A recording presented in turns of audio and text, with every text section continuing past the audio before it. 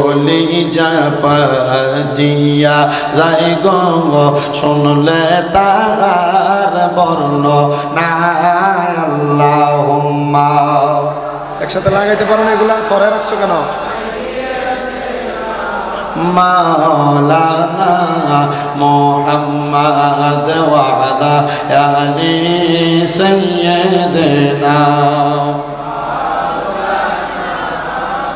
মুহাম্মদ লা ইলাহা লা কালমা লা ইলাহা ও লা ইলাহা ও লা ইলাহা ও লা ইলাহা ইল্লাল্লাহ লা ইলাহা লা ইলাহা حسبي ربي جل الله ما في قلبي غير الله نور محمد صلى والنور محمد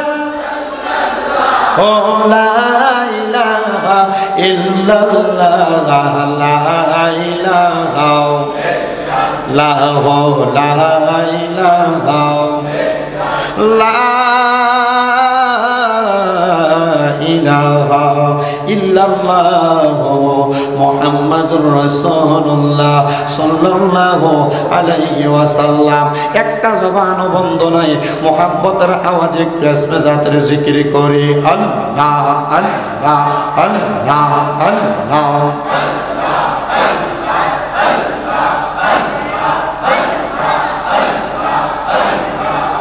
মালা নেই, আপনি একজনে 10 জন ডিস্টার্ব দিচ্ছেন। মায়া নিদন হারাইলাম ঘুমের ঘরে স্বপ্নে মায়া নিদন হারাইলাম ঘুমের ঘরে স্বপ্নে আর কি দেখা হবে মুর্শিদ জীবনে মারহাবা আল্লাহ আল্লাহ আর কি দেখা হবে মুর্শিদ জীবনে মারহাবা রম হলে থাকবার মুর্শিদ পালো কে শুইয়া কোন সন্ধানে আর রাগিলে ঢুকিবে আসিয়া আল্লাহ আল্লাহ মায়া যদি লাগে মুর্শিদ নাও না টেনে কাছে আর কি দেখা হবে মুর্শিদ জীবনে মারহাবা আল্লাহ আল্লাহ মায়া নিদন হারাইলাম ঘুমের ঘরে স্বপ্নে আর কি দেখা হবে নূরে জীবনে মারহাবা আল্লাহ আল্লাহ। কারবালা আর বিচেদের জালা গো আমরা সহিতে পারি না মারহাবা জবানটা কইলা আল্লাহ হাসান শহীদ জহরেতে হোসেন কারবালা গায়ে হাইরে হাসান শহীদ জহরেতে হোসেন কারবালা গায়ে কারবালা আর বিচেদের জালা গো আমরা সহিতে পারি না মারহাবা আল্লাহ আল্লাহ। আমার বাহিনী আইব রে এই পুরাতের পানি লইয়া সর্বানন্দ কিনি কান্দে মন্ত পানে চাইয়া আমার বাহিনী আইব রে আল্লাহ আল্লাহ আল্লাহ বাইজে আমার ছিল বড় আদরের রতন পানি আনতে গেল তিনি পৌরাত নাদির পাঙ্গার গেল চইলা মায়ের সন্তান গেল চইলা মায়ের সন্তান কারবালার প্রান্ত আমার বাইনি আইব রে আমার বাইনি আইব রে এ পুরাতের পানি লইয়া সর্বানন্দ কিনি কান্দে মন্ত পানে চাইয়া আমার বাইনি আইব রে আল্লাহ আল্লাহ আল্লাহ কাছে মেরো লাগাস গোলার পিষ্টে চরিয়া আপন জনের কাছে পৌঁছিল আসিয়া ঘরে বাইরে লাগল আগুন কাছে মেরে লাগিয়া আল্লাহকে মারল রে আল্লাহকে মারল রে মায়ের যত নের রতনকে কারিয়া নীল মায়ের বুকের জাদু দন আল্লাহকে মারল রে আল্লাহ আল্লাহ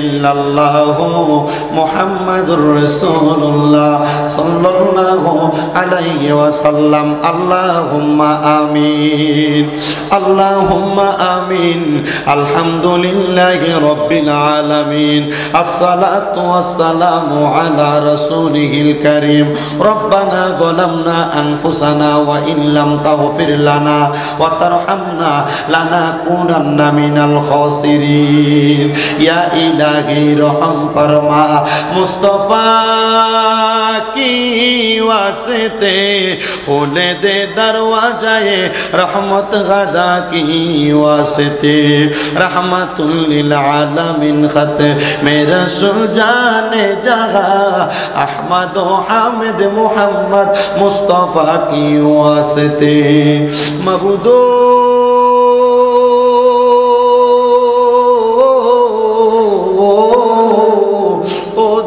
আল্লাহ একটু রহমতের নজর করে তাকে দেখেন গো আল্লাহ পবিত্র সুহাদে কারবালা এবং কবরবাসীর স্মরণে তন্তর ইমাম হুসাইন রাদিয়াল্লাহু তাআলা আনহু গাউসিয়া নুরিয়া হিফজখানা ও এতিমখানা তন্তর মা ফাতেমা রাদিয়াল্লাহু তাআলা আনহা বাগে নূরে মহিলা হিফজখানা মাদ্রাসার উদ্যোগে তৃতীয় বাৎসরিক মাওলা আলী রাদিয়াল্লাহু তাআলা আনহু কনফারেন্স সুহাদে কারবালার মাহফিল সাজাইয়া এই তন্তর বাসস্ট্যান্ড জামে মসজিদের মধ্যে আমার সঙ্গে উলামায়ে কেরাম বিশেষ করে তলেবুল ইলম ছাত্র ভাই বাবারা আমার দাড়ি পাকা মুরব্বি বাবারা পর্দার অন্তরালের কত মা বোনেরা মুনাজাতের মধ্যে হাত বাড়াইছে আল্লাহ যার হাত তোমার কাছে মায়া লাগে পছন্দ হয় ওই হাতের উসিলাই আল্লাহ আমাদের প্রত্যেকের জীবনের গুনাহ তুমি আল্লাহ ক্ষমা কইরা দাও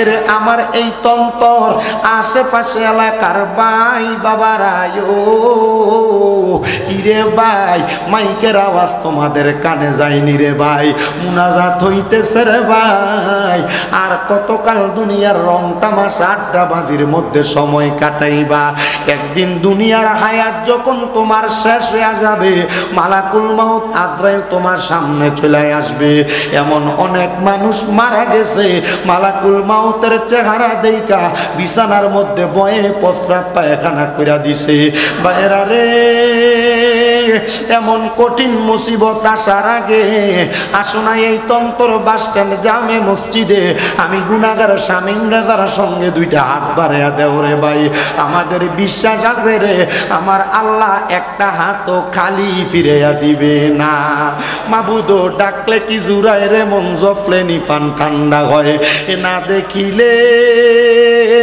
দুই নয়নে নয়নে রে আল্লাহ করো আল্লাহ জাগালয় তোমার মনে তুমি তোমার বন্ধু আদম নবীর সঙ্গে কইছো কথায় আল্লাহ আরাফাতে নিয়া আমরার সঙ্গে নি কইবা কথা গো ও আল্লাহ, মৌতের বিছানায় শুয়াইয়া গো আল্লাহ, করো আল্লাহ জাগালয় তোমার মনে। তুমি তোমার বন্ধু হযরতে ইউনুস নবীর সঙ্গে কইছো কথায় আল্লাহ, মাছের পেটে নিয়া আমরার সঙ্গে নি কইবা কথা গো ও আল্লাহ, সাদা কাফনে ঢুকাইয়া গো আল্লাহ, করো আল্লাহ জাগালয় তোমার মনে। তোমার বন্ধু মুসা নবীর সঙ্গে কইছো কথায় আল্লাহ, তোর পাহাড়ে তুইলা আমরার সঙ্গে নি কইবা কথা গো ও আল্লাহ, আল্লাহ মৃত্যুর পালঙ্কে উঠাই গো আল্লাহ, করো আল্লাহ জাগালয় তোমার মনে। অবশেষে আমার নূরের নবীর সঙ্গে কইছো কথায় আল্লাহ, মেরাজেতে নিয়া আমরার সঙ্গে নি কইবা কথা গো ও আল্লাহ, আমার নবীর সামনে তে রাখিয়া গো আল্লাহ, করো আল্লাহ জাগালয় তোমার মনে। মাবুদ আমি একদম গুনাহগার স্বামী ব্রাদারের সঙ্গে ওলামাই কারাম দাড়ি পাকা মুরব্বী বাবারা, যুবক নওজোয়ান ভাইয়েরা, ছোট্ট ছোট্ট মাসুম বাচ্চারা, জানি না কে জানি ঘাট বাড়াইছে, কার জানি জগতের মধ্যে আব্বা নাই, যেই বাবা রিক্সা চালাইয়া মাটি কাইটা মাথার গাম পায়ে ফালাইয়া পরের বাড়িতে বদলার কাজ কইরা সন্তানরে মানুষের মতো মানুষ করার জন্য আব্বা নিজের রক্তরে পানি বানাইছে, এমন আব্বা যাদের অন্ধকার কবরে রে আল্লাহ, আব্বার কবরটারে তুমি আল্লাহ জান্নাতের বাগান বানাইয়া দাও। ও দয়াল রে, ফরিয়াদ তোমার দরবারে আল্লাহ, কে জানি ঘাট বাড়াইছে, কার জানি জগতের মধ্যে মা নাই, যেই মা 10 মাস 10 দিন গর্ভে ধারণ কইরা সন্তানের প্রসব বেদনা সহ্য করতে মার বড় কষ্ট হইছে, এমন মা দুঃখিনী যাদের অন্ধকার কবরে রে আল্লাহ, আম্মার কবর নাজাতের ফয়সালা কইরা দাও। জানি না কোন সন্তান জানে ঘাট বাড়াইছে, মাও নাই বাবাও নাই, জনমের এতিম গো আল্লাহ, এমন মা বাবা যার কবর দেশে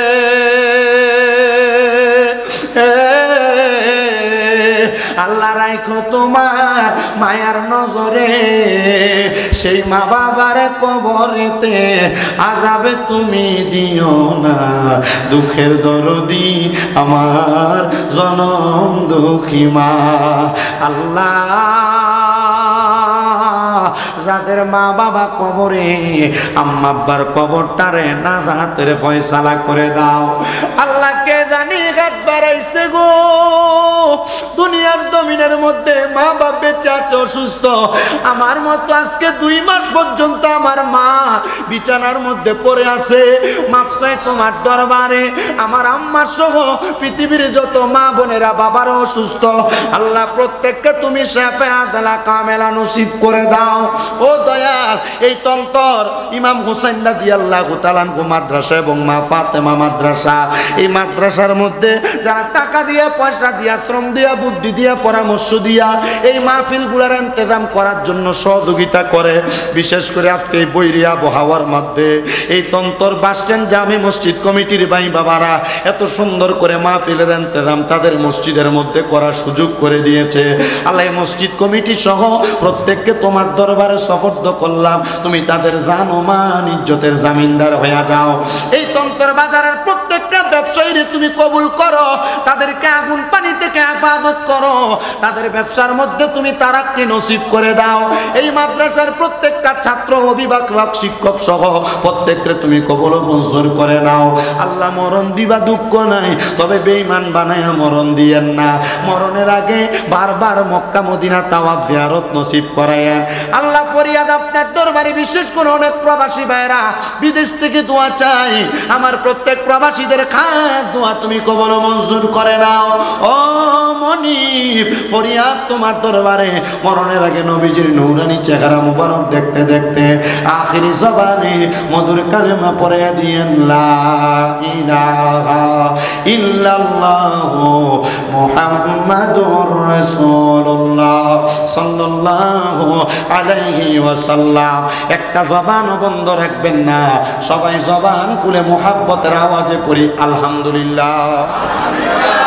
আপনাদের আলহামদুলিল্লাহর আওয়াজ বেশি আসতে, মুহাব্বতের আওয়াজে পড়ি আলহামদুলিল্লাহ। উপস্থিত হাজিরিন, আমাদের রানীখার গাউসিয়া নুরিয়া দরবার শরীফের সম্মানিত পীর সাহেব হুজুর পীরে কামেল আল্লামা আলহাজ কারি সৈয়দ আবুল কাশেম নুরি হুজুর কেবলার শাহজাদা সৈয়দ বাকিবিল্লাহ নুরি ভাই এই তন্তর এলাকার মানুষ সহ এই এলাকার জ্ঞানীগুণী মানুষদের সহযোগিতায় এত সুন্দর করে এলাকায় দুইটি মাদ্রাসা প্রতিষ্ঠা করে কিছুদিন পর পর সোহাদায়ে কারবালা, মিলাদুন নবীর মাহফিল, মাওলা আলীর কনফারেন্স, বিশেষ করে উনি বিশাল একটা কনফারেন্সের ইন্তজাম করে মাহফিলের মাধ্যমে আল্লাহ তাআলা এই এলাকার মধ্যে রহমত দান করেন, বরকত দান করেন এবং এই এলাকার মধ্যে বড় বড় ওলামায়ে কেরামের আগমন হয়। আপনারা সবাই খুশি না বেজার? বিশেষ করে আজকে আমার ভাই আমাকে বারবার মাদ্রাসার মধ্যে বসে বলেছে, ভাই খুব সুন্দর একটা ইন্তজাম করেছিলাম মাদ্রাসার সামনে, এখানে খুব সুন্দর আলোকসজ্জা করে আমি চিন্তা করেছিলাম মাহফিলের শ্রোতারা খুব সুন্দর করে বসবে। পরবর্তীতে যখন দেখলাম বৈরী আবহাওয়া, বৃষ্টির কারণে আমরা ইন্তজামটা বাইরে করতে পারতেছি না, আমাদের তন্তর বাস স্ট্যান্ডের সম্মানিত মসজিদ কমিটি যিনারা আছেন ওনারা একাগ্রতা প্রকাশ করে আমাদেরকে সুন্দর ইন্তজাম করার সুযোগ করে দিয়েছেন। উনি বারবার ওনাদের প্রতি কৃতজ্ঞতা প্রকাশ করেছেন, আমরাও কৃতজ্ঞতা প্রকাশ করছি।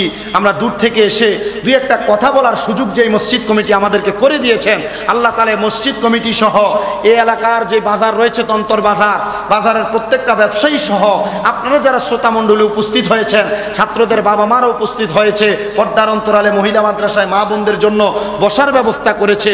আল্লাহ তাআলা আহলে বাইতে রাসূলের মুহাব্বতে আমাদেরকে আজকে এখানে যেভাবে বসার সুযোগ করে দিয়েছে, আল্লাহ যেন আমাদেরকে ইন্তেকালের পরে রহমতের নবীর সামনে একই সামিয়ানার নিচে অথবা লাওয়ায়ে হামদের পতাকার নিচে একসাথে বসার ব্যবস্থা করে দেয়। সবাই জবান খুলে পড়ি আল্লাহুম্মা আমিন, আরো মুহাব্বতে পড়ি আল্লাহুম্মা আমিন। উপস্থিত হাজিরিন, মাহফিলটা সোহাদায়ে কারবালার মাহফিল, মাওলা আলী রাদিয়াল্লাহু তাআলা আনহুর কনফারেন্স। যেহেতু মাহফিলটা তো সুন্দর করে আহলে বাইতে রাসূলের স্মরণে মাহফিলের ইন্তজাম, বিশেষ করে এখানে ওলামায়ে কেরাম, হুফাজে কোরআনগণ উপস্থিত আছেন, তালেবুল ইলমগণ উপস্থিত আছেন। আপনাদের কাছে আমি ছোট্ট একটু কথা ধারাবাহিকতায় বলতে চাই। আল্লাহ তাআলা এই যুগের ধারাবাহিকতায় ইসলামটাকে জনমনে টিকিয়ে রাখার জন্য নবী, রসুল, তারপর খোলাফায়ে রাশিদিন, তাবে তাবিন, খোলাফায়ে রাশিদিন, সলফে সালেহিন, নুজাবা, নুকাবা, আবদালা, আখিয়া সহ পরবর্তীতে আউলিয়া কেরামের মাধ্যমে, ওলামায়ে কেরামের মাধ্যমে ইসলামকে তাজা রাখার একটা ব্যবস্থা করে দিয়েছেন। এটা আমাদের অন্তরের বিশ্বাসটাকে আছে না নাই? আছে।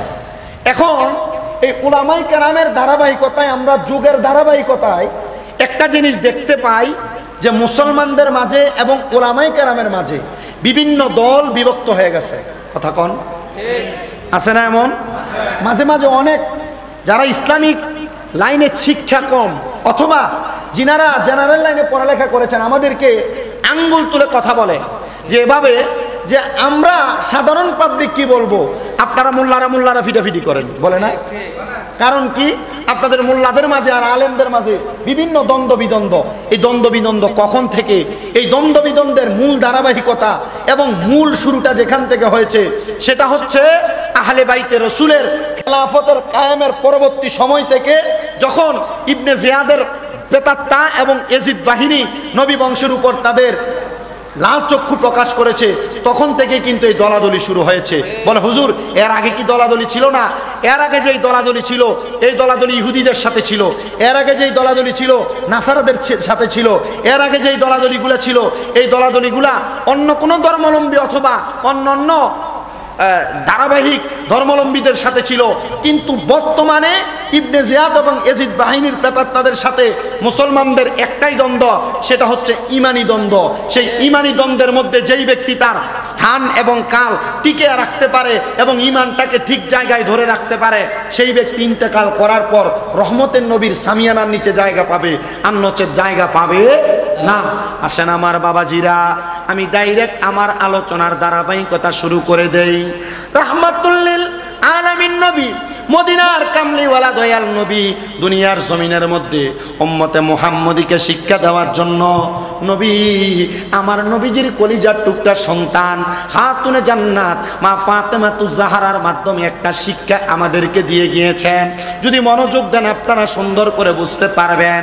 আল্লাহর নবী রাহমাতুল লিল আলামিন নবী খাতুনে জান্নাত ফাতেমাতুজ জাহরা রাদিয়াল্লাহু তাআলা আনহাকে আমার নবীজির হুজরা মুবারকের মধ্যে ডাকলেন।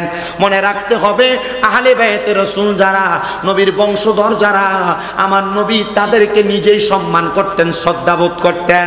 ইয়া রাসূলুল্লাহ, কেন আপনি তাদেরকে সম্মান করেন, শ্রদ্ধা করেন? আমার নবী ডাক দিয়া কয়, উম্মত, আমার আহলে বায়াত, আমার উম্মতের নাফাতের তরি যারা দুনিয়ার জমিনের মধ্যে আমি নবীজির বংশধর আহলে বায়াতকে ভালোবাসবে, আমি নবী বললাম এই আহলে বায়াত আমার উম্মতে মুহাম্মদী গুলাকে সুপারিশ করে করে জান্নাতে নিয়ে যাবে। খাতুনে জান্নাত মা ফাতেমাতুজ জাহরা রাদিয়াল্লাহু তাআলা আনহাকে আমার নবী ঘর মুবারকে ডাক দিলেন। খাতুনে জান্নাত আমার নবীজির হুজরা মুবারকে প্রবেশ করলেন। আমার নবী দাঁড়ায় গেলেন। সাওয়ানিয়ে কারবালা নামক একটা কিতাবের মধ্যে কত সুন্দর করে ঘটনাটা উল্লেখ করা। রহমতের নবী দাঁড়ায় গেলেন। আমার নবী দাঁড়ায় যাওয়ার সাথে সাথে খাতুনে জান্নাতে আমার নবী যেই জায়গায় বসা ছিলেন সেই জায়গার মধ্যে বসাইলেন। রহমতের নবীজি খাতুনে জান্নাত ফাতেমাতুজ জাহরা রাদিয়াল্লাহু তাআলা আনহাকে নবীজির জায়গায় বসায়া ঘরের একটা কর্নার থেকে আমার নবী সাদা একটা বড় কাপড়ের টুকরা হাতের মধ্যে নিলেন। ওই সাদা কাপড়ের টুকরাটা আমার নবী হাত মুবারকের মধ্যে নিয়া আমার নবীজির হাত মুবারক দিয়া আমার নবীজি ওই কাপড়টাকে চারটা টুকরা করলেন। বলেন কয়টা টুকরা? নবী আমার চারটা টুকরা করে খাতুনে জান্নাত ফাতেমাতুজ জাহরার হাতে একটা টুকরা দিলেন। ডাক দিয়ে বলে, ওগো খাতুনে জান্নাত ফাতেমাতুজ জাহরা, এই একটা কাপড়ের টুকরা আমি নবীজি তোমার হাতে দিলাম তোমার কাফনের জন্য। আরেকটা কাপড়ের টুকরা আমি নবী তুমি খাতুনে জান্নাতের হাতে দিলাম। ওই কাপড়টা তুমি আমার হযরতে আলী কাররামাল্লাহু ওয়াজহুর হাতে দিবা। বলবা এটা আমি নবীকে আমার আল্লাহ তাআলা জিবরাইলের মাধ্যমে প্রদান করেছেন হাদিয়া সৌরভ, যেন আমি নবী তুমি খাতুনে জান্নাত এবং হযরত আলী কাররামাল্লাহু ওয়াজহুর হাতে দিয়ে দেই। আরেকটা কাপড়ের টুকরা আমার নবী যে হাত মুবারকের মধ্যে নিয়া নবী আমার ডাক দিয়ে কয়, ওগো খাতুনে জান্নাত ফাতেমা, এই কাপড়ের টুকরাটা হযরত ইমাম হাসান রাদিয়াল্লাহু তাআলা আনহুর জন্য বরাদ্দ। ইয়া রাসূলুল্লাহ, ইয়া হাবিবাল্লাহ, আপনার হাত মুবারকের মধ্যে আরেকটা কাপড় দেখা যায়। আমার নবী বলেছেন, ওগো খাতুনে জান্নাত ফাতেমা, এই কাপড়ের টুকরাটা আমি নবীর জন্য। রহমতের নবীজির সামনে খাতুনে জান্নাত ফাতেমাতুজ জাহরা রাদিয়াল্লাহু তাআলা আনহা ডাক দিয়ে বলি, ইয়া রাসূলুল্লাহ, মায়ার নবী গো, আপনার হাত মুবারকের মধ্যে যে কাপড়টা ছিল, আপনি চাইলে এই কাপড়টাকে 5টা টুকরা করে আমার হুসাইনের জন্য একটা টুকরা দিতে পারতেন। আপনি নবী আপনার জন্য একটা কাপড়ের টুকরা রাখলেন। আমি খাতুনে জান্নাতকে একটা কাপড়ের টুকরা দিলেন। হযরত আলী রাদিয়াল্লাহু তাআলা আনহুর জন্য একটা কাপড়ের টুকরা দিলেন। আমার ইমাম হাসান রাদিয়াল্লাহু তাআলা আনহুর জন্য আপনি আরেকটা কাপড়ের টুকরা দিলেন। নবীজি আপনার কাছে জানতে চাই, আপনি বলেন না আমার ইমাম হুসাইন রাদিয়াল্লাহু তাআলা আনহুর জন্য আপনি তো একটা কাপড়ের টুকরা দিলেন না? আমার নবী কান্না করে দিলেন। খাতুনে জান্নাত ফাতেমাতুজ জাহরা রাদিয়াল্লাহু তাআলা আনহা বলেন, আমি তাকায় দেখলাম রহমতের নবীর চোখ মোবারক গুলো লাল হয়ে গেছে, নবীজির গাল মোবারক গুলো বেয়ে পানি পড়তেছে, আমার নবীর দাড়ি মোবারক গুলো ভিজে গেছে। নবীজিকে আবারও প্রশ্ন করলেন, খাতুনে জান্নাত ফাতেমা, ওগো নবী, আমার ইমাম হুসাইন ইবনে আলীর জন্য যেই কাপড়টা, ওই কাপড়ের টুকরাটা কোথায়? নবীজিকে আবার প্রশ্ন করলেন। আমার নবীজি চুপ করে রইলেন। এবার তৃতীয়বার যখন খাতুনে জান্নাত ফাতেমা প্রশ্ন করলেন, ইয়া রাসূলুল্লাহ, ইয়া হাবিবাল্লাহ, নবী গো, আপনার কাছে জানতে চাই, আপনি বলেন না আমার ইমাম হুসাইন ইবনে আলী রাদিয়াল্লাহু তাআলা আনহুর কাপড়টা কোথায়? নবী আমার কান্দে আর ডাক দিয়া বলে, ওগো ফাতেমাতুজ জাহরা, আমার আল্লাহ তাআলা হযরতে জিবরাইলের মাধ্যমে আমি নবীর কাছে যেই কাপনের কাপড়টা পাঠাইছেন, এই কাপনের কাপড়টা হযরত হুসাইন ইবনে আলী ছাড়া আমরা চারজনের জন্য বরাদ্দ। কিন্তু তুমি হযরত হুসাইন রাদিয়াল্লাহু তাআলা আনহুর কথা বারবার বললাম, ফাতেমা আমার আল্লাহ তাআলা জিবরাইল আলাইহিস সালাতু ওয়াস সালামের মাধ্যমে আমি নবীর কাছে খবর পাঠাইছেন, আমি নবীর কাছে আযান জারি করে দিয়েছেন। আমার আল্লাহ তাআলা জানিয়ে দিছে রে, আমার ইমাম হুসাইন ইবনে আলী রাদিয়াল্লাহু তাআলা আনহুর শাহাদাতের পরে আমার হুসাইন ইবনে আলী রাদিয়াল্লাহু তাআলা আনহুর শরীর মুবারকের মধ্যে কাফনের কাপড় লাগবে না। ওই ইবনে জিয়াদের দলেরা, ওই ইয়াজিদ বাহিনীর দলেরা আমার হুসাইন রাদিয়াল্লাহু তাআলা আনহুর শরীর মুবারকের মধ্যে বড় অত্যাচার করবে, হুসাইন রাদিয়াল্লাহু তাআলা আনহুর স্যার মুবারকের মধ্যে বড় অত্যাচার করবে। ঠিকই আমি কিতাব পড়া দেখলাম ওই ইবনে জিয়াদ ইয়াজিদ বাহিনীর লোকেরা আমার নবীজির কলিজার টুকরা নাতি হযরত ইমাম হুসাইন রাদিয়াল্লাহু তাআলা আনহুর ঠোঁট মুবারকের মধ্যে তীর দিয়া আঘাত করেছে। হুসাইন রাদিয়াল্লাহু তাআলা আনহুর গর্দান মুবারকের মধ্যে তরবারি দ্বারা আঘাত করেছে। আমি জানি না যারা তরবারি দিয়ে আঘাত করেছিল এর মধ্যে ৭,০০০ কোরআনে হাফেজ ছিল, ৭,০০০ কোরআনে হাফেজ ছিল, ৩,০০০ মুফতি সাহেব ছিল। মুসলমান মনে রাখতে হবে, কোরআনে হাফেজ দেখলে পাগল হওয়া যাবে না, মুফতি মুহাদ্দিস দেখলে পাগল হওয়া যাবে না, আরে বড় পাঞ্জাবিওয়ালা টুপিওয়ালা দেখলে পাগল হওয়া যাবে না। কারণ নবীর নাতি জান্নাতের যুবকদের সরদার ইমাম হুসাইন ইবনে আলীর গলা মুবারকের মধ্যে যারা ছুরি চালাইছে এর মধ্যে ৭,০০০ কোরআনে হাফেজ ছিল। এরা তো কোরআন পড়তো, এদের কণ্ঠ দিয়ে আল্লাহর কোরআন তেলাওয়াত হইতো, কিন্তু তারা কেমনে গো নবীর নাতির গলা মুবারকে ছুরি চালাইলো। আবার যারা নবীর নাতির সঙ্গে দুশ্মনী প্রকাশ করেছে এর মধ্যে ৩,০০০ মুফতি সাহেব ছিল। নামের আগে মুফতি লেখা, বড় মুফতি দেইকা পাগল হওয়া যাবে না, কারণ এমন নামওয়ালা মুফতিরা নবীর নাতির গলা মুবারকের মধ্যে তরবারি চালাইছে। আবার শরীরে পাঞ্জাবি পাগড়ি আছে, সুন্দর দাড়ি আছে, এদেরকে দেখলে এমনি পাগল হওয়া যাবে না। লক্ষ্য করতে হবে এদের মধ্যে নবীর প্রেম আছে কিনা, এদের মধ্যে আহলে বায়াতের প্রেম আছে কিনা। যদি এদের মধ্যে প্রেম থাকে তাইলে তার সঙ্গে আমার সম্পর্ক আছে, যদি প্রেম না থাকে তার সঙ্গে আমার সম্পর্ক নাই, তার পেছনে কোনো ইক্তেদা নাই, তার সঙ্গে কোনো বন্ধুত্ব নাই। কারণ যারা নবীর কলিজার মধ্যে আঘাত দিয়েছে এদের সঙ্গে নামাজ পড়লে আমার নামাজ হবে না। যারা নবীর কলিজার মধ্যে আঘাত দিয়েছে, নবীর নাতির গলা মুবারকের মধ্যে তরবারি চালাইছে, এদের সঙ্গে বন্ধুত্ব করলে রহমতের নবী আমার উম্মত বলে পরিচয় দিবে না। এই ইয়াজিদ বাহিনীরা আমার নবীজির নাতির গলা মুবারকের মধ্যে তরবারি চালাইছে। হযরতে আব্দুল্লাহ ইবনে আব্বাস রাদিয়াল্লাহু তাআলা আনহু হাদিস বর্ণনা করতেছে, তিনি বলেন আমি যেদিন 10 মুহররম আশুরার দিন হাজির হয়ে যায়, আমি মক্কাতুল মুকাররমার মধ্যে হাতিমে কাবার সঙ্গে হেলান দিয়া আসরের নামাজের পরবর্তী সময় আমি একটু চোখটা বন্ধ করলাম, এমন টাইমে আমি দেখলাম আমার নবীজির মাথা মুবারকের চুল মুবারক গুলা এলোমেলো, নবীজির ঠোঁট মুবারকের মধ্যে, আমার নবীজির চেহারা মুবারক দাড়ি মুবারকের মধ্যে দুলা বালিয়া রক্ত মুবারক দেখা যায়, আমার নবীজির হাত মুবারকের মধ্যে একটা পেয়ালা দেখা যায়।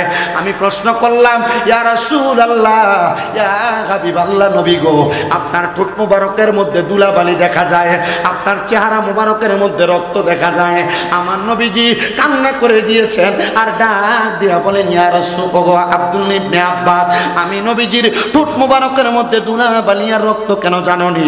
আমার হযরতে হুসাইন ইবনে আলী রাদিয়াল্লাহু তাআলা আনহুরে ওই কারবালার ময়দানে শাহাদাত করে দেওয়া হয়েছে। আমি নবীজি হুসাইনে পাকের কাটা কল্লা মুবারক শের মুবারকের মধ্যে চুমা দেওয়ার কারণে আমি নবীর ঠোঁট মুবারক এবং দাড়ি মুবারকের মধ্যে ধুলাবালি রক্ত দেখা যায়। যে গলায় চুমুকেতেন আল্লাহর হাবিব নবী মুস্তাফায়, যে গলায় চুমুকেতেন আল্লাহর হাবিব নবী মুস্তাফায়, কিভাবে সেই গলাতে বিষের ছড়ি শিমরে চালায়, হে হোসেন নবীজির औलाद সালাম জানাই, মোরা তোমায় সালাম জানাই, মোহাব্বতে বলেন সালাম জানাই মোরা তোমায়। জানি না কেমন করে ছিলেন নবী সোনার মদিনায়, জানি না কেমন করে ছিলেন নবী সোনার মদিনায়।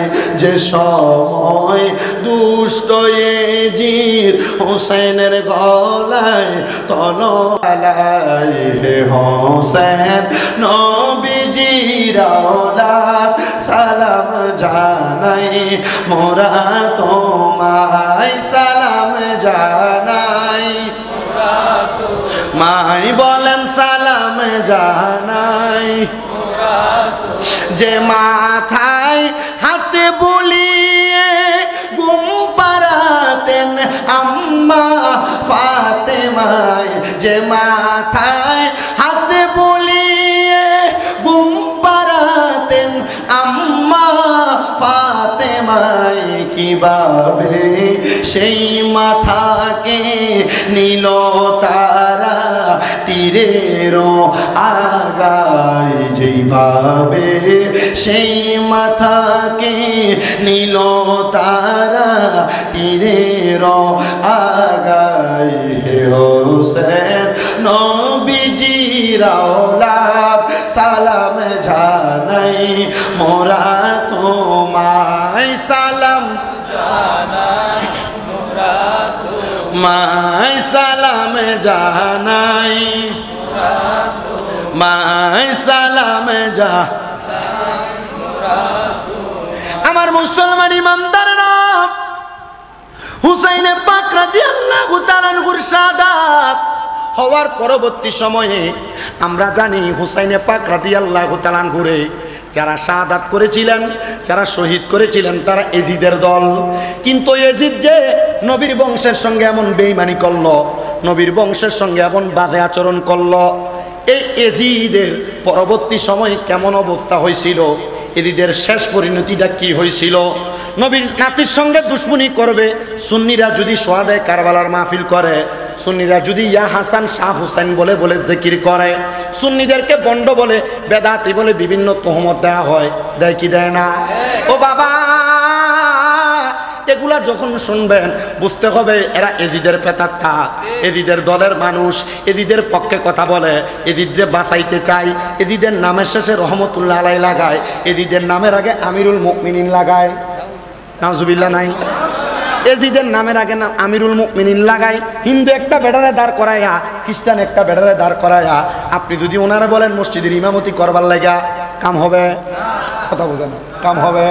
এজিদের মতো বাজে মানুষ, দুশ্চরিত্র মানুষ রে আমিরুল মুমিনিন যারা বলে, এদের বিবেকের মধ্যে সমস্যা। এজিদকে যারা নামের শেষে রহমতুল্লাহ আলাই লাগায়, এদের বিবেকের মধ্যে সমস্যা। এরা একবারও চিন্তা করে না যে ইয়াজিদ নবীর বংশের সঙ্গে দুশ্মনী করেছে, তাকে আমরা কেমনে রহমতুল্লাহ আলাই বলি।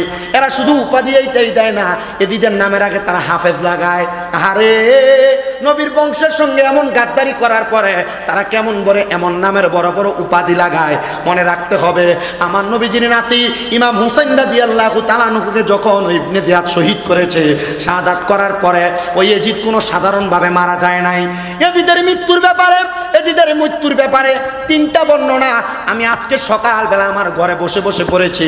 আমি পড়ার পরে দেখলাম আমার দয়াল নবী রাহমাতুল্লিল আলামিন নবী এজিদ বাহিনীর জন্য ছোট্ট একটা লানতের বদদোয়া করে দিয়ে গিয়েছেন। আমার নবীজির ওই বদদোয়াটা এমন ভাবে কাজে লাগছে। এজিদ কোনো সাধারণভাবে মরে নাই। ওই এজিদ যখন সে তার বাড়ির মধ্যে একটা বানর পালন করত, মানুষ তো ভালো মানুষ না, বানর পালন করার জন্য ওই এজিদ তার ঘোড়ার পিঠে চইরা যাইতে যাইতে জঙ্গলার মধ্যে গেছে। বানরের জন্য কলা যখন পারবে, ওই কলা পারার সময় এজিদ নামক লোকটা, ইবনে জিয়াদ নামক লোকটা তার ঘোড়ার পিঠে চড়ে চড়ে চড়ে চড়ে সামনের দিকে যাচ্ছে। ঘোড়া এমন প্রকট গতি নিয়ে সামনের দিকে যায়, ওই ইয়াজিদ বাগান পর্যন্ত পৌঁছাইতে পারে নাই, ঘোড়ার পিঠ থেকে পড়ে গেছে। তার দেহটা ঘোড়ার সঙ্গে বান্ধা থাকা অবস্থায় ঘোড়াটা এমনভাবে তাকে ছেঁচড়াইছেন, এমনভাবে টানছেন, তার শরীরটা একবারে কালো বিক্ষুটে হয়ে গেছে, বিচ্ছিন্ন হয়ে গেছে। তার বাড়ির মধ্যে তার সেনাবাহিনীরা, তার সঙ্গী সাথীরা তার বাড়ির করতে পারে না, বাথরুমের মধ্যে মরবে, এটাই তো স্বাভাবিক অবস্থা। হাম্মাম খানার মধ্যে মরবে, এটাই স্বাভাবিক অবস্থা। ঘোড়ার পিঠ থেকে পইরা মরবে, এটাই তো স্বাভাবিক অবস্থা। এই জন্য মনে রাখতে হবে, নবীর নাতিদেরকে ভালোবাসতে হবে, আহলে বায়াতে রাসূলদেরকে ভালোবাসতে হবে। এদের সঙ্গে কেউ যদি দুশমনি করে, এরা এমনভাবে বাথরুমের মধ্যে মরবে, বাথরুমের পাশে তাদের জায়গা হবে, খারাপভাবে মারা যাবে, শরীর তাদের কালো হয়ে যাবে।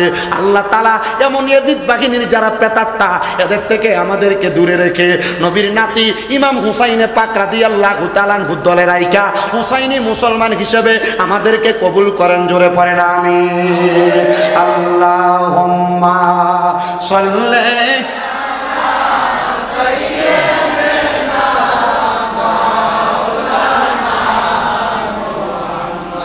ওয়া আলা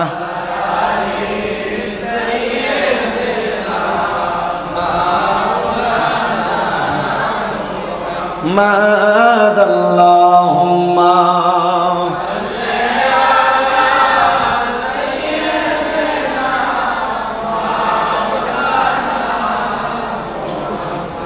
ওয়া আলা আলি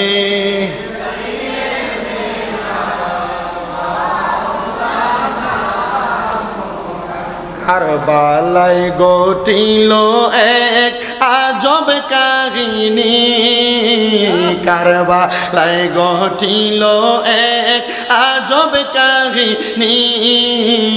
নবীর আওলাদ আজগর শহীদ পাইল না পানি, বলেন নবীর আওলাদ আজগর শহীদ পাইল না পানি। নবীর আওলাদ সম্মান কর কোরআনের বাণী, বলেন নবীর আওলাদ সম্মান কর কোরআনের বাণী। বিয়া দবি করে কেউ বাঁচতে পারেনি, নবীর আওলাদ আজগর শহীদ পাইল না পানি, বলেন কারবালায় ঘটিল এক আজব কাহিনী। নবীর আওলাদ আজগর শহীদ পাইল না পানি, বাবারে নবীর আওলাদ আজগর শহীদ পাইল না পানি। জিহ্বা শুকায়, গলা শুকায়, শুকায় ঠোঁটখানি, বলেন জিহ্বা শুকায়, গলা শুকায়, শুকায় ঠোঁটখানি। কান্নার আওয়াজ বাহির হয় না, কান্নার আওয়াজ বাহির হয় না, সেই জাদুমণি। নবীর আওলাদ আজগর শহীদ পাইল না পানি, বলেন কারবালায় ঘটিল এক আজব কাহিনী। নবীর আওলাদ আজগর শহীদ পাইল না পানি, এই বলেন নবীর আওলাদ আজগর শহীদ পাইল। আজগর পানি পান করিলে তলোয়ার ধরতনি, বলেন আজগর পানি পান করিলে তলোয়ার ধরতনি। উত্তর হবে তাহার তো সে বয়স হয়নি, নবীর আওলাদ আজগর শহীদ পাইল না পানি, বাবারে নবীর আওলাদ আজগর শহীদ। আরে কারা করলো কারবালাতে এমন শয়তানি, বলেন কারা করলো কারবালাতে এমন শয়তানি। মাথায় টুপি মুখে দাড়ি, মাথায় টুপি মুখে দাড়ি, গায়ে জুব্বা খানি। নবীর আওলাদ আজগর শহীদ পাইল না পানি, বলেন কারবালায় ঘটিল এক আজব কাহিনী। নবীর আওলাদ আজগর শহীদ নি, বাবারে নবীর আওলাদ। এবার আসেন একটু মনোযোগ দেন। মা বোনেরা সন্তানকে ভালোবাসে, মোহাব্বত করে, কথাটা সত্য না মিথ্যা? তো হযরত ইমামে আলী মাকাম ইমাম হুসাইন রাদিয়াল্লাহু তাআলা আনহুর দুইটা সন্তানের মধ্যে একজনের নাম হযরতে আলী আসগর, আরেকজনের নাম হযরতে আলী আকবর। এই দুইজন সন্তান কারবালার ময়দানের মধ্যে সবচাইতে বেশি কষ্ট, সবচাইতে বেশি পরিশ্রম, সবচাইতে বেশি লাঞ্ছনা এবং বঞ্চনার শিকার হয়েছেন। এর মধ্যে যে সন্তানটা ছোট সন্তান হযরতে ইমামে আলী আসগর রাদিয়াল্লাহু তাআলা আনহু, আরেকজন সন্তান হযরত ইমাম আলী আকবর রাদিয়াল্লাহু তাআলা আনহু। ইমাম আলী আকবর রাদিয়াল্লাহু তাআলা আনহু যখন দেখলেন কারবালার ময়দানের মধ্যে আহলে বায়াতের সদস্যরা পানির জন্য কারবালার ময়দানের মধ্যে কাতরাচ্ছেন, এমন টাইমে হযরতে আলী আকবর রাদিয়াল্লাহু তাআলা আনহু হাত তুললেন, ওগো আব্বাজান, কারবালার ময়দানে আহলে বায়াতের সদস্যদের তাঁবুর মধ্যে কারোর কাছে কোনো পানি নাই, কি নাই, কারোর কাছে কোনো পানি নাই। আব্বাজান, আপনি আমার ছোট ভাই ইমাম আলী আসগরকে আপনার কুল মুবারকের মধ্যে করে নিয়ে যখন আপনি পুরাত নদীর পারে গিয়েছেন, ওই ইবনে জিয়াদের লোকেরা আমার ছোট ভাইয়ের কলিজার মধ্যে তারা তীর মেরে দিয়েছে। ও আব্বা, আপনি তাকে জান্নাতের সুধা পান করায়া আমার মা জননীর হাতের মধ্যে দিয়েছেন। আব্বা গো, আমার মা হযরতে সাগারা বানু এখনো পর্যন্ত সন্তান হারা বেদনা নিয়ে এই তাঁবুর মধ্যে অবস্থান করতেছে। আপনি আমি হযরতে আলী আকবরকে একবার অনুমতি দেন, আপনি যদি আমার অনুমতি দেন আমি পানির জন্য ওই ফুরাত নদীর পারে যাব, আমাকে একটা তরবারি দিবেন, ওই তরবারি দ্বারা আমি ইবনে জিয়াদ শহীদ বাহিনীকে আমি কতল করব, কতল করে আমি আহলে বায়াতকে পানি পান করানোর জন্য আমি চেষ্টা চালাইব। নবীজির কলিজার টুকরা নাতি হযরতে ইমাম হুসাইন রাদিয়াল্লাহু তাআলা আনহু অনুমতি প্রদান করলেন। হযরতে আলী আকবর রাদিয়াল্লাহু তাআলা আনহু গোরার পিঠে উইটা হযরতে আলী কাররামাল্লাহু ওয়াজহুর খিঞ্জিরটা নিয়ে, তরবারিটা নিয়ে উনি এমন ভাবে রওনা করেছে ওই কারবালার ময়দানে ফুরাত নদীর পারের মধ্যে যাইয়া হযরতে আলী আকবর পানির জন্য যখন হাত বাড়ায়, হযরতে আলী আকবরকে গোরা দ্বারা দাওয়া করা হয়েছে। হযরতে আলী আকবর বলেন, আমার পেছন থেকে যখন তারা গোরা দিয়ে ধাওয়া করে, আমি আলী আকবর আমার অন্তরের মধ্যে অন্য কোনো কিছু ধারণা করলাম না, আমি একটাবার আমার জবান দ্বারা সাল্লু আলাইকা ইয়া রাসূলুল্লাহ শব্দ ব্যবহার করলাম। সাল্লু আলাইকা ইয়া রাসূলুল্লাহ শব্দটা ব্যবহার করে আমি আমার গোড়াটা দিয়া পেছনের দিকে আর না দৌড়াইয়া আমি আমার গোড়ার লাগামটারে টাইনা দইরা এজিদ বাহিনীর দিকে আমি আবার দাওয়া করতে লাগলাম। আমি তাকে দেখলাম আমি তরবারি চালানো লাগে নাই, ওই এজিদ বাহিনীরা আমার গোড়ার দাওয়ার সাথে সাথে সামনের দিকে আবার চলে যাচ্ছে। আমি আমার তরবারি দিয়ে পেছন থেকে একজন একজন একজন একজন করে তাদেরকে কতল করে দিলাম, আমি তারা জাহান্নামের রাস্তা দেখায় দিলাম। আমি যখন একজন একজন করে কতল করে দেই, আমি দেখলাম তাদেরকে এক এক করে অনেক গুণার আমি কতল করে ফেলছি। কিন্তু আমি আলী আকবরের এমন পানির পিপাসা, আমি পানির পিপাসাটা নিয়ে আমি আমার গোড়াটারে নিয়ে আমি আবার আহলে বায়াতের তাঁবুর কাছে গেলাম, ডাক দিলাম, ওগো আমার আব্বাজান হযরত ইমাম হুসাইন ইবনে আলী রাদিয়াল্লাহু তাআলা আনহু, একটু পানি কি আমি আলী আকবরের এই জিহ্বা মুবারকের মধ্যে দেওয়া যাবে? যদি আরেকটা ফোঁটা পানি দিলাম আমি আলী আকবরের জিহ্বাটা এবং কলবটা আপনি ঠান্ডা করতে পারেন। আমার একটা বিশ্বাস, ওই এজিদ বাহিনীর একটা লোক আমি আলী আকবরের তরবারি থেকে বাঁচতে পারবে না। আমি আলী আকবর একা একা প্রত্যেকটা এজিদ বাহিনীরে কতল করে দিব। ইমাম হুসাইন ইবনে আলী রাদিয়াল্লাহু তাআলা আনহু চোখ মুবারকের পানিগুলা ছেড়ে দিয়ে কান্না করে ডাক দিয়া কয়, আলী আকবর, আমি হুসাইনে পাক রাদিয়াল্লাহু তাআলা আনহুর নানার কারণে আল্লাহ তাআলা জগতের মধ্যে এত সুন্দর পানির ফোয়ারা বসাইছে, কিন্তু আমি ইমাম হুসাইন রাদিয়াল্লাহু তাআলা আনহুরে আমার আল্লাহ তাআলা আমার নানার মাধ্যমে এমন একটা কঠিন পরীক্ষার মধ্যে ফালাইছে, আমি চাইলেও তোমার এই মুহূর্তে একটু পানি তোমার জিহ্বাতে দিতে পারবো না। আলী আকবর, চিন্তা করবা না, চিন্তা করবা না, তুমি যুদ্ধের ময়দানে চলে যাও। আমি ইমাম হুসাইন বলে দিলাম রে, যদিও দুনিয়ার পানি তুমি পান করতে পারবে না, আমার নানা মুহাম্মদুর রাসূলুল্লাহ সাল্লাল্লাহু আলাইহি ওয়াসাল্লাম নবীজি তোমার জন্য কাউসারের পানি নিয়ে দাঁড়িয়ে রইছে। জবান খুলে জোরে জোরে বলেন না সুবহানাল্লাহ। ও মুসলমান, হযরত ইমাম আলী আকবর রাদিয়াল্লাহু তাআলা আনহুর শাহাদাত হয়ে গেছে। কারবালার ময়দানে আর একজন পুরুষও নাই, একজন শুধু আছে হযরত ইমাম জয়নুল আবিদিন রাদিয়াল্লাহু তাআলা আনহু। কিন্তু উনি বড় অসুস্থ, জ্বরের কারণে ওই তাবু থেকে শোয়া থেকে উঠতে পারতেছিলেন না। হযরত ইমাম জয়নুল আবিদিন যুদ্ধ কেমনে করবে? 9 মুহররমের রাত্রবেলা হাজির হয়ে গেছে। ইমামে আলী মাকাম ইমাম হুসাইন রাদিয়াল্লাহু তাআলা আনহু বলেন, আমি এশারের নামাজ আদায় করলাম। এশারের নামাজের এই সময়টাতে আমার কাছে একজন আহলে বায়াতের প্রেমিক হযরতে আব্বাস আলমদার রাদিয়াল্লাহু তাআলা আনহু আগমন করলেন। হযরত আব্বাস আলমদার আইসা এশারের নামাজের পরবর্তী সময় আবেদন করলেন, ওগো হুসাইন রাদিয়াল্লাহু তাআলা আনহু, আপনি যদি আমার অনুমতি দেন আমি কারবালার ময়দানের পাশে ফুরাত নদী থেকে একটু পানি নিয়ে আপনার কাছে আগমন করব। আব্বাস আলমদার অনুমতি পাইয়া ইয়াজিদ বাহিনীর সামনে ফুরাত নদীর পাড়ে গেলেন পানি পান করার জন্য। উনি বলেন, আমি গোড়ার পিঠে চইরা আমি যখন পানির জন্য হাত দিয়া কোষ করে পানি নিতেছি, আমার আগে যতজন সদস্য ফুরাত নদীর পানি নিতে চাইলো ইয়াজিদ বাহিনী প্রত্যেককে বাধা প্রদান করেছে, কিন্তু তারা আমি আব্বাস আলমদারে বাধা দেয় নাই। কারণ কি? প্রত্যেক বংশের মধ্যে সব যদি খারাপ হয় একটা মানুষ ভালো থাকে।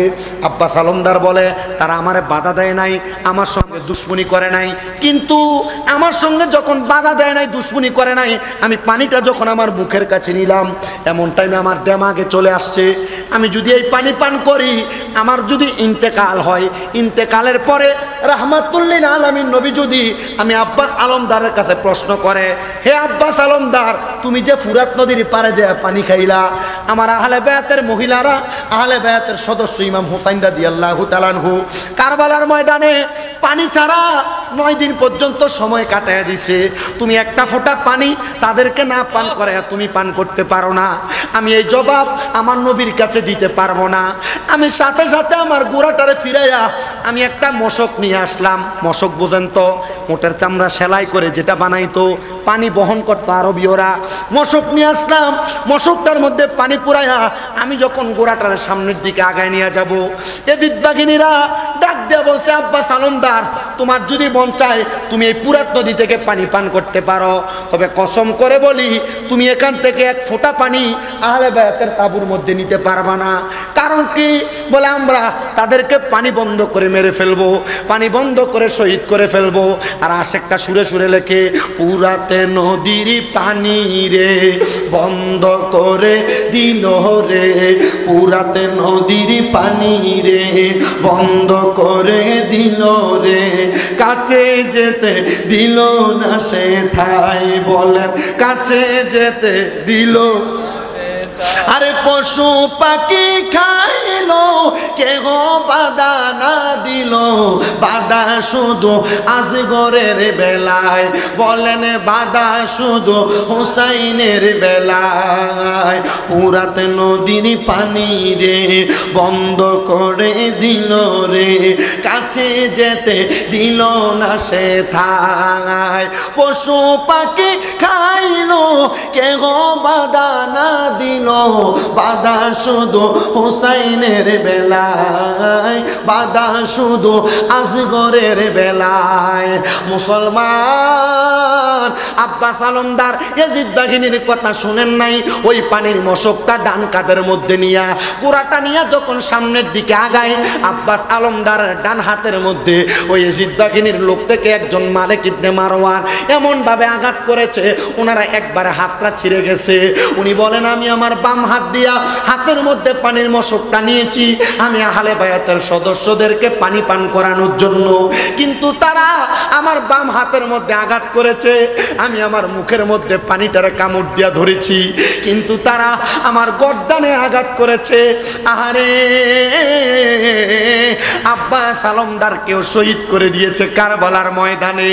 ও মুসলমান, ও তন্তর এলাকার বাবারা, ও ব্রাহ্মণবাড়িয়া জেলার আমার মুসলমান ইমামদারেরা, কেন আমরা যারা আহলে সুন্নাত ওয়াল জামাতের আকীদাদারী, আমরা কেন নবীর বংশ আহলে বায়াতে রাসূলের স্মরণে কারবালার মাস আসলে সোহাদে কারবালার মাহফিলটা বেশি বেশি করি? আমরা কেন পাক পাঞ্জাতনের জিকির করি? আমরা কেন হাসান হুসাইনকে বেশি বেশি করে স্মরণ করি? একটাই মাত্র কারণ, হযরত ইমাম হুসাইন রাদিয়াল্লাহু তাআলা আনহু শাহাদাতের পেয়ালা পান করেছেন আমরা গুনাহগার উম্মতের জন্য।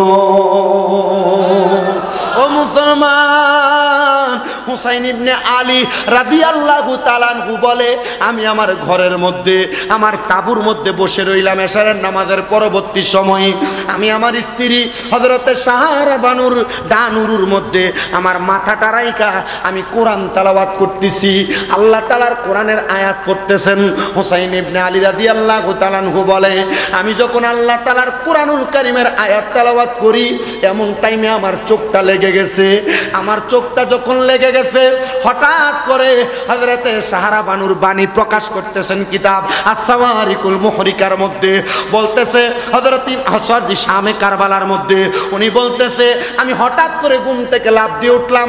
আমার সাহারা বানু প্রশ্ন করে, ও ইমাম হুসাইন ইবনে আলী রাদিয়াল্লাহু তাআলা আনহু, আপনি কেন ঘুম থেকে এমন ভাবে জাগ্রত হয়ে গেলেন? আপনি কেন ঘুম থেকে হঠাৎ করে হতবিলম্বিত হয়ে উঠে গেলেন? উনি ডাক দিয়া বলে, অন্য কোনো কারণ না, অন্য কোনো কারণ না। আমি হঠাৎ করে ঘুমের মধ্যে দেখতে পাইলাম আমার কলিজার টুকরা আব্বা জান, আমার কলিজার টুকরা আম্মা জান, আমার কলিজার টুকরা বড় ভাই হযরত ইমাম হাসান ইবনে আলী রাদিয়াল্লাহু তাআলা আনহু আর আমার নানা জান জান্নাতে একটা খাবারের পেয়ালা নিয়া, আমার নানা আমার খাতুনে জান্নাত মা ফাতেমা, আমার আব্বা হযরত আলী কাররামাল্লাহু ওয়াজহু, আমার বড় ভাই বসে আছেন। আমি প্রশ্ন করলাম, ওগো আমার আম্মা জান, এত সুন্দর সুন্দর খাবার আপনারা কেন ভক্ষণ করেন না? যেখানে আপনাদের সামনে দয়াল নবী বসা, যেখানে আপনার সামনে বেলায়েতের বাদশা বসা, যেখানে আপনার সামনে আমার বড় ভাই ইমাম হাসান বসা, খাতুনে জান্নাত মা ফাতেমাতুজ জাহরা ডাক দিয়া কয়, হুসাইন, এই খাবারের মালিক শুধু আমরা চারজন না, এই খাবারের মালিক আমরা পাঁচজন। এর মধ্যে তুমি হুসাইন রাদিয়াল্লাহু তাআলা আনহু একজন। তুমি আগমন করবা, তারপর আমরা খাবার ভক্ষণ করব। জোরে জোরে বলেন সুবহানাল্লাহ। হযরত ইমাম হুসাইন রাদিয়াল্লাহু তাআলা আনহু বলে, রে আমি তখন থেকে আর সারা রাত্র ঘুমাইলাম না। আমার স্ত্রী হযরতে সাহারা বানুরে আমি আমার বাম্বুকের অংশের মধ্যে মাথা রাইখা আমি ওনাকে ঘুমাইতে দিলাম। হঠাৎ করে আমি ওনাকেও দেখলাম ঘুম থেকে বিলম্বিত হয়ে উঠে গেলেন, আচমকিত হয়ে উঠে গেলেন। আমি জিজ্ঞাসা করলাম, ওগো সাহারা বানু, তুমি কেন ঘুম থেকে এমনভাবে আচমকিত হয়ে উঠে গেলা? হযরতে সাহারা বানু উত্তর দেয়, এ কলিজার টুকরা স্বামী গো, আমি এমনে এমনে ঘুম থেকে জাগ্রত হই নাই।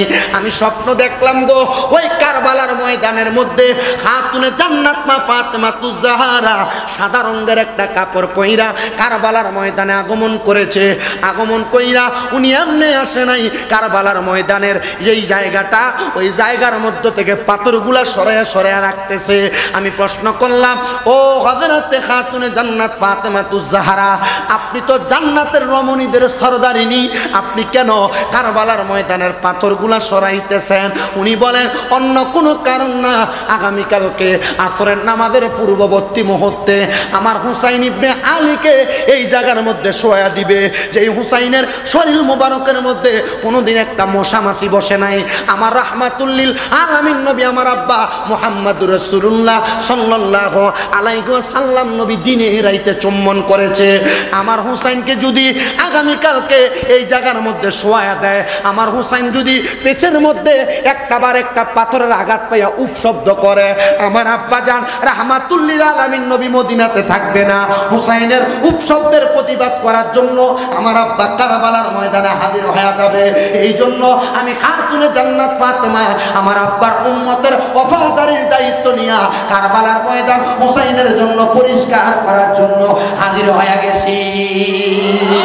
খাতুনে জান্নাত মা গো, খাতুনে জান্নাত মা গো, ফাতেমা আমার, এ বিশ্ব জগতে মা গো করিবেন উদ্ধার, এ বিশ্ব জগতে মা গো করি। বলেন খাতুনে জান্নাত, বলেন খাতুনে জান্নাত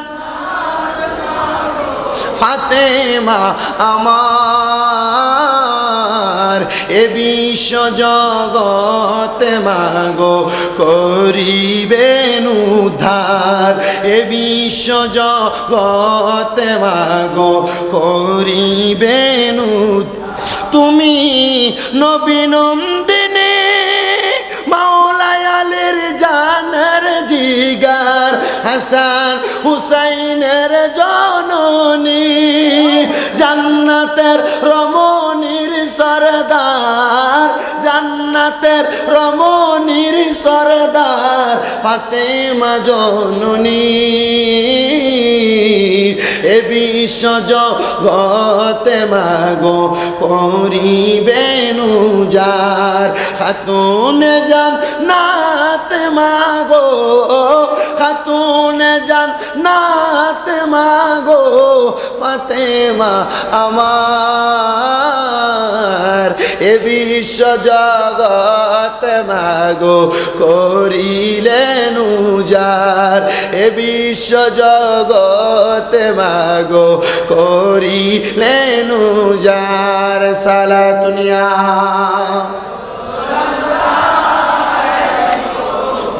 সালামুনিয়া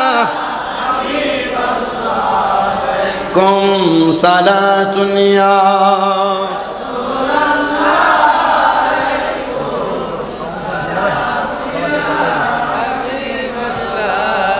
মুহাম্মদ মুস্তাফা নূরুন আলা নূর হাবিবে কিবরিয়া নূরুন আলা নূর সালাতুনিয়া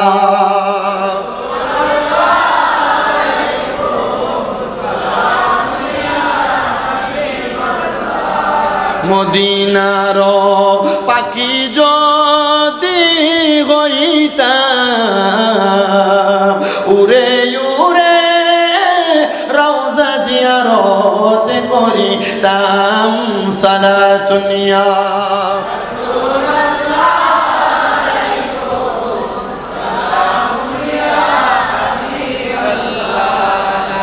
হযরতে শহরবানু বলেন হে হুসাইন ইবনে আলী রাদিয়াল্লাহু তাআলা আনহু আমি স্বপ্ন দেখেছি আমার কলিজার টুকরা শাশুড়ি আম্মা জান আপনার কলিজার টুকরা জননী জান্নাতের রমণীর সরদার খাতুনে জান্নাত ফাতেমাতুজ জাহরা কারবালার ময়দানের পাথরগুলা সরাচ্ছেন যদি আপনার পিঠের মধ্যে আগামীকালকে একটা পাথরের ব্যথা লাগে আপনি যদি একবার উপশব্দ করেন রহমতের নবী রওজা মুবারকে থাকবে না আপনার উদ্ধার করার জন্য রহমতের নবী রওজা মুবারক থেকে চলে আসবে এবার আপনারা বলেন ও তন্তর বাসস্ট্যান্ড জামে মসজিদের বাবাজিরা আমার নবীজি হুসাইন রাদিয়াল্লাহু তাআলা খুব শব্দ করলে উম্মতে মুহাম্মদী ডাক দিলে আসার ক্ষমতা আছে না নাই মহব্বতের আওয়াজে বলেন আছে না নাই এটা আহলে সুন্নাত ওয়াল জামাতের আকীদা আমার নবীরে উম্মতে মুহাম্মদী ডাক দিলে আসতে পারে হুজুর কেমনে আসে আমরা তো বুঝলাম না আমার নবীজি নিজেই আল্লাহ তাআলার কোরআনুল কারীম উম্মতরে পড়ায়া শোনাইছেন আন্নাবিয়্যু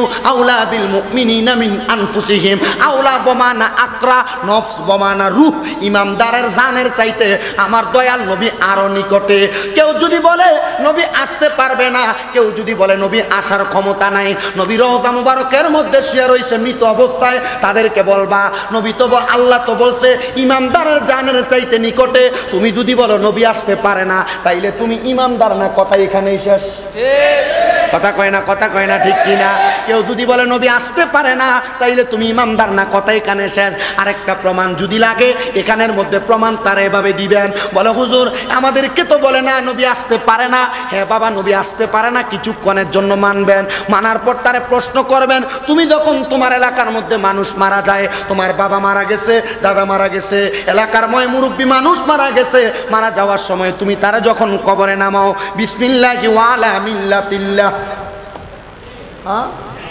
আল্লাহর মিল্লাতে দিছে আল্লাহর মিল্লাতে তো দেয় নাই বিসমিল্লাহি ওয়া আলা মিল্লাতে রাসূলিল্লাহ বলে কবরে দিলা তো নবী যদি রওজা মদিনার মধ্যে শুয়ে থাকে নবী যদি মৃত অবস্থায় মদিনাতে থাকে তাহলে রাসূলের মিল্লাতে দিয়ে দিলা নবীজি কবরে আইব কেমনে আরো সহজভাবে প্রশ্ন করতে পারবা কবরে তিন প্রশ্ন মান রব্বুকা ওমান দীনুকা ওমান হাযার রাসূল প্রথম প্রশ্ন তোমার রবকে আপনি বললেন রব্বি আল্লাহ দ্বিতীয় প্রশ্ন দীনিয়াল ইসলাম আপনি বললেন দিন আপনার দ্বিতীয় প্রশ্ন তোমার দিন কি ওমান দিনুকা, আপনি বললেন দিন ইয়াল ইসলাম, কিন্তু তৃতীয় প্রশ্ন করবে ওমান হাজার রসুল, এই ব্যক্তিকে চিনো কিনা। রসুলকে আপনারা সামনে আইনা বলবে এই ব্যক্তিকে চিনো কিনা। বন্ধু, নবী যদি মদিনাতে থাকে হাজার রসুল বলে যদি প্রশ্ন করে আপনি নবীরে চিনাইবেন, তাহলে নবীজি যদি মদিনাইতেই থাকে তন্তর মানুষ মারা গেলে তন্তরের মানুষটারে কি মদিনায় নিয়ে প্রশ্ন করবে না? তন্তরের রাইকা তো নবী তন্তরে আসতে পারে কি পারে না? নবী ঢাকায় যাইতে পারে কি পারে না? নবী বাংলাদেশের যেই কোনো জায়গায় উম্মত ডাক দিলে আসতে পারে কি পারে না? এই ক্ষমতা দিছে কে? আল্লাহ প্রদত্ত ক্ষমতায় নবী যখন যেইখানে চায় হাজির হইতে পারেন। জোরে কোন মারহাবা, আর মুহাব্বতে বলেন না মারহাবা। আল্লাহুম্মা সাল্লি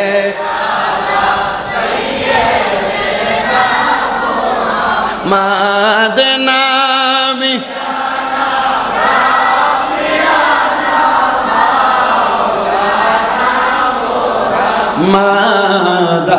মাদাল্লাহুম্মা সাল্লি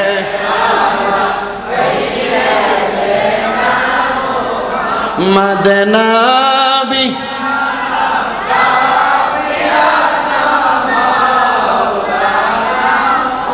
হাজির নাজির থাকেন নবী কোরআনে তার বর্ণনা। হায়রে নবী আছে জানের কাছে বেঈমানেরা বুঝল না। আল্লাহুম্মা সাল্লি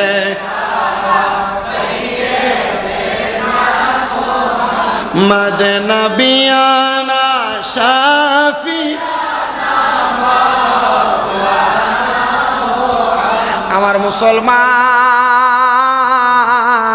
ও নবীর উম্মতের দলেরা, আমার দয়াল নবীজির কন্যা খাতুনে জান্নাত ফাতেমাতুজ জাহরার আরেকটা ছোট্ট কথা, আমার নবী কত মোহাব্বত করতেন।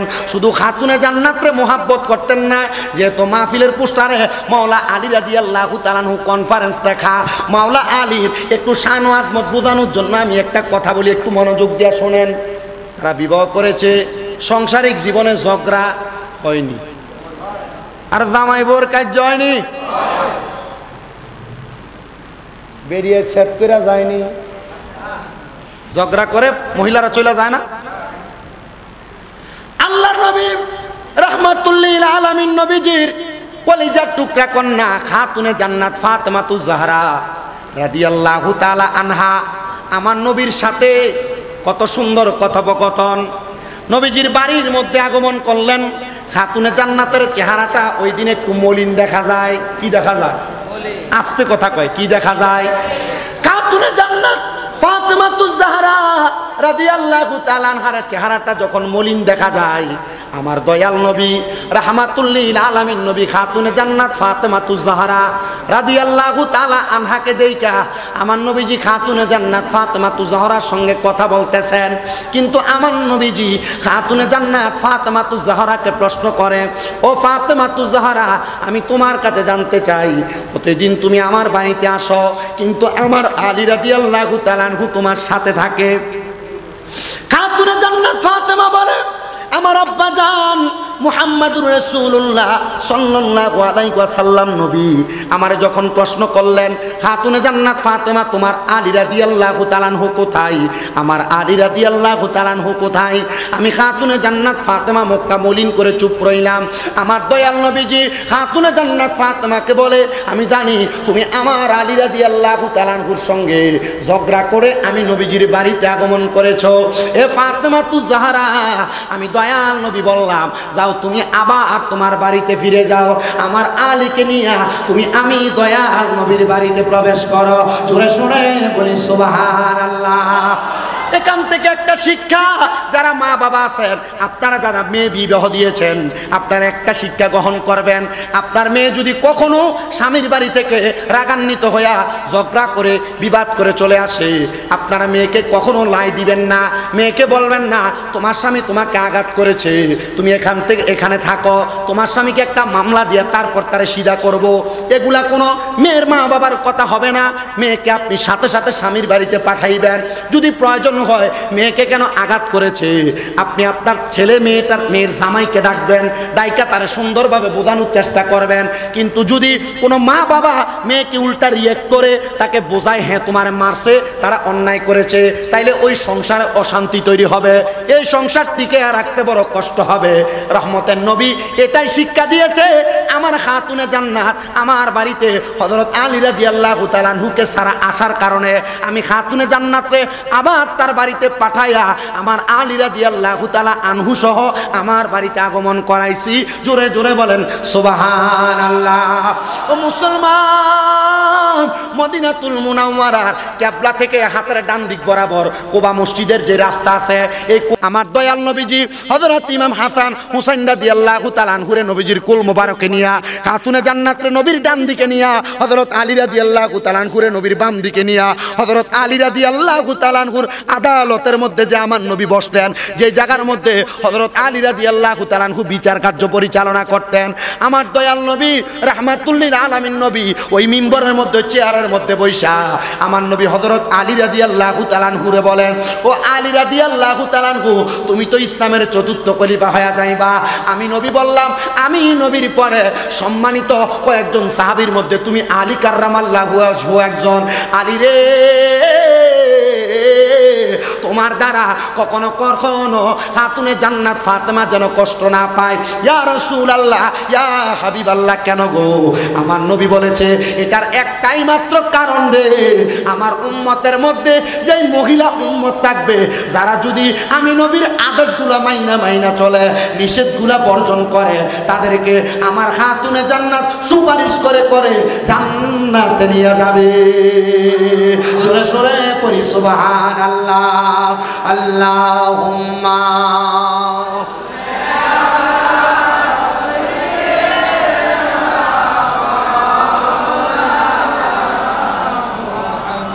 ওয়া আলা আলি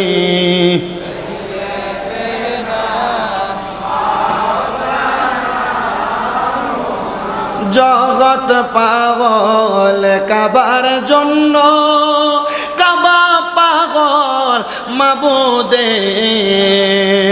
মাবুদে পাগল দয়াল নবীজির, নবীজি পাগল উম্মতের। আল্লাহুম্মা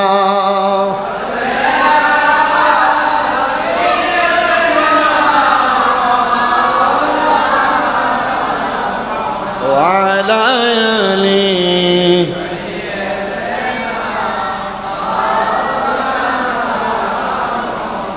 তাহলে যেহেতু কথার ধারাবাহিকতা এই কথাটা আসছে, আমি আপনাদেরকে ইসলামী শরিয়া মোতাবেক স্বামী স্ত্রীর ঝগড়া মীমাংসা, স্বামী স্ত্রীর আচার আচরণের দুই একটা কথা বলে আমি আমার ওয়াজের ইতি টানবো। কষ্ট হবে আপনাদের?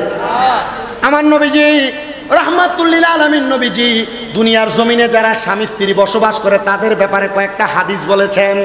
আমি যখন মাদ্রাসাতে কুমিল্লা ইসলামী আলিয়া মাদ্রাসায় কামেলের দ্বিতীয় বর্ষের আমাদেরকে সবক দেওয়া হয়েছে, এই সবক অনুষ্ঠানের পরে আমি আমার আরেকজন উস্তাদের কাছে বুখারী শরীফের দরজগুলো নিতেছিলাম। ওই বুখারী শরীফের দরজ নিতে গিয়া আমার নবীজির 4টা হাদিস আমাদেরকে হুজুর পড়াইছেন। এর মধ্যে আমার নবী বলেন, দুনিয়ার জমিনের মধ্যে যেই পুরুষরা বিবাহ করেছে, এই পুরুষের মধ্যে আমি নবী তাদেরকে 1 নাম্বার আদেশ করব, এ পুরুষের দলেরা তোমরা কখনো তোমাদের স্ত্রীদের গালের মধ্যে আঘাত করবা না। ইয়া রাসূলুল্লাহ, ইয়া হাবিবাল্লাহ, কেন বলতেছেন? নবী আমার বলে, পুরুষেরা যদি তাদের স্ত্রীর গালে আঘাত করে তাহলে স্ত্রীরা কষ্ট পায়। এ পুরুষেরা মনে রাখবা, তোমাদের স্ত্রী হলো তোমাদের কাছে সাময়িক সময়ের মেহমান মাত্র। তোমরা যদি তোমাদের স্ত্রীদের গালের মধ্যে আঘাত করো তাহলে ওই মেহমান কষ্ট পায়, মেহমান কষ্ট পাইলে স্বয়ং আমার আল্লাহ তাআলা কষ্ট পায়। এটা নবীজির 1 নাম্বার হাদিস। এবার নবী আমার বলে, আমাদের সমাজে পুরুষদের একটা স্বভাব হলো, যদি স্ত্রী কোনো কাজ করতে দেরি হয়, স্ত্রী যদি একটু থেকে একটু বাঁকা কাজ করে, তাহলে স্বামীরা তাদেরকে তাদের মা বাবার নাম তুলে গালি দেয় না? স্ত্রীদের মা বাবার নাম তুলে গালি দেয় না? স্ত্রীদের মা বাবার নাম তুলে গালি দেয়। নবী আমার বলেন, হে দুনিয়ার পুরুষের দলেরা, তোমরা কখনো তোমাদের স্ত্রীদের মা বাবার নাম তুলে গালি দিবা না। ইয়া রাসূলুল্লাহ, ইয়া হাবিবাল্লাহ, কেন গালি দিব না? বলে এই স্ত্রীরা তোমাদের কাছে তোমাদের মেহমান। 2 নাম্বার, আমি নবী হলাম তোমাদের স্ত্রীদের বাবা। ইয়া রাসূলুল্লাহ, আপনি তো কারোর বাবা না, আপনি তো কারোর বাবার মতো না, কিন্তু আপনি নবী কেন স্ত্রীদের বাবা বলে ঘোষণা দিলেন? নবীজি বলেছেন, পুরুষরা তোমরা তোমাদের নারীদেরকে মা বাবার নাম তুলে গালি দিও না। আপনি নবীজি নারীদের বাবা। নবীজি এটা দিয়ে কি বুঝাইলেন? বলে তোমরা যখন তাদের মা বাবারে গালি দিবা, তোমাদের যেন স্মরণ হয় তাদের মা বাবার দায়িত্ব আমি নবীজির হাত মুবারকে আছে। তাইলে আপনি যদি আপনার স্ত্রীকে গালি দেন, গালিটা যাইয়া রাহমাতুল্লিল আলামিন নবীর উপরে পড়বে। এই জন্য কখনো অমুক মারানি জি বলে গালি দিও না, অমুকের বাচ্চা বলে গালি দিও না, কারণ নবীজি বলেছেন আমি নবী হলাম মহিলাদের বাবা। গালি দিস না রে, গালি দিস না, মহিলাদেরকে গালি দিস না। নবী আমার বলে 3 নাম্বার, তোমরা দুনিয়ার জমিনের মধ্যে তোমাদের স্ত্রীদের প্রতি তোমরা ইনসাফ প্রতিষ্ঠা করো। ইয়া রাসূলুল্লাহ, কেমন ইনসাফ প্রতিষ্ঠা করব বলেন না? যারা 2টা বিবাহ করে, যারা 3টা বিবাহ করে, যারা 4টা বিবাহ করে, তারা এমন ইনসাফ প্রতিষ্ঠা করবা যেন তোমার এক স্ত্রীর সুন্দর ব্যবহারে অন্য স্ত্রীর কলিজার মধ্যে কষ্ট না পায়। জবান খুলে জোরে সোরে পড়ি আল্লাহু আকবার। এবার আসেন, শুধু স্ত্রীরা দুনিয়ার জমিনের মধ্যে সুন্দর আচরণ করবে না, স্বামীরা সুন্দর আচরণ করবে না, স্ত্রীরাও সুন্দর আচরণ করা রাখবে। পর্দার অন্তরালে যে মা বোনেরা শুনতেছেন, একটু মনোযোগ দিয়ে শুনবেন।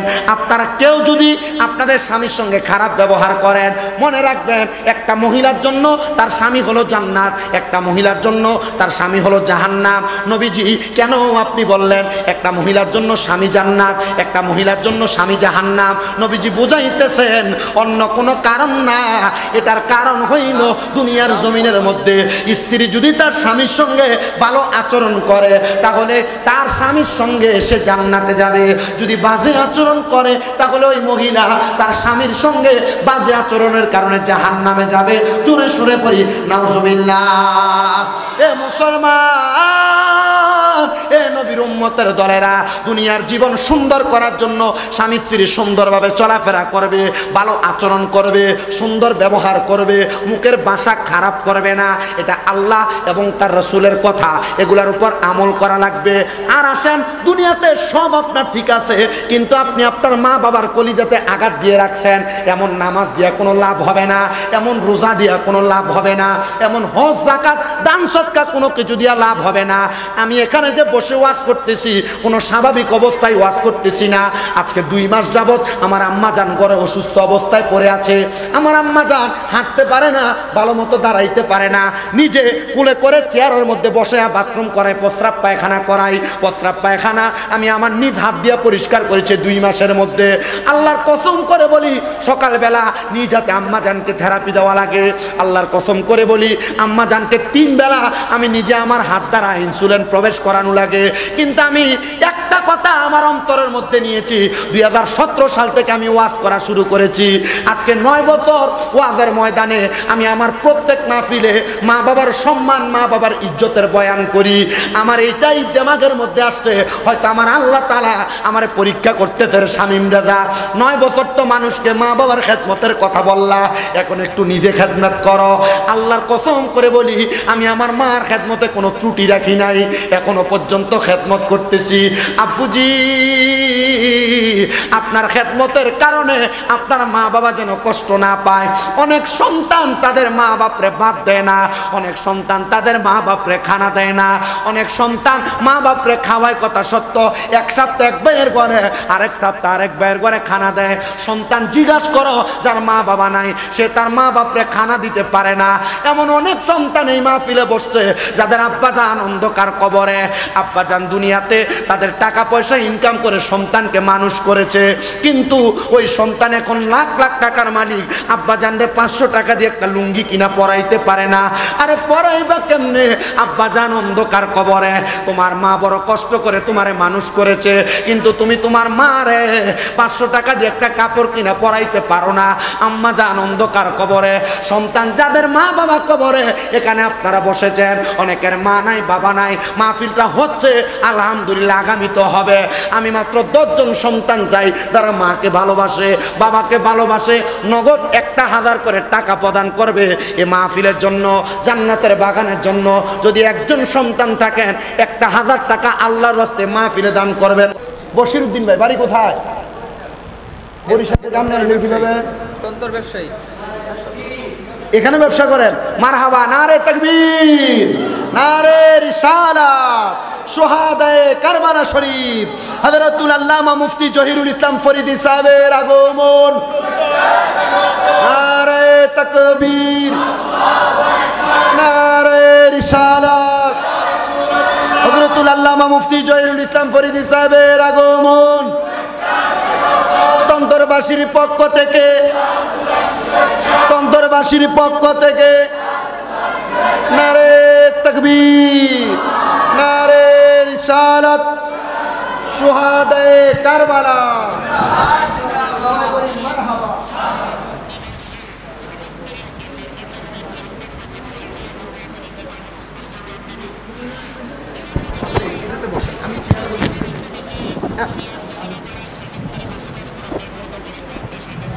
সবাই জবান খুলে পড়ি মারহাবা। এত আস্তে মারহাবা করলেন, হুজুর আইসা আপনারা বেজার হইছেন গা, একটু মোহাব্বতে মারহাবা করেন, আর জোরে বলেন মারহাবা। আমরা দেখতে পাচ্ছি আজকের মাহফিলের যিনি সম্মানিত প্রধান বক্তা হযরতুল আল্লামা শায়েখ মুফতি জহিরুল ইসলাম ফরিদী সাহেব, বারাকাল্লাহু ফি হায়াতি। আল্লাহ যেন হুজুরের হায়াতের মধ্যে, রিজিকের মধ্যে, ইলমের মধ্যে বরকত দান করে। সবাই পড়ি আল্লাহুম্মা আমিন, মোহাব্বতের আওয়াজে পড়ি আমিন। তাহলে আমি চাইছি 10 জন মানুষ। 1 নাম্বার আমার ভাই মোহাম্মদ বশির ভাই, আল্লাহ কবুল করেন, মঞ্জুর করেন। আমার বশির ভাই দান করে দিয়েছেন আম্মা আব্বার মোহাব্বত।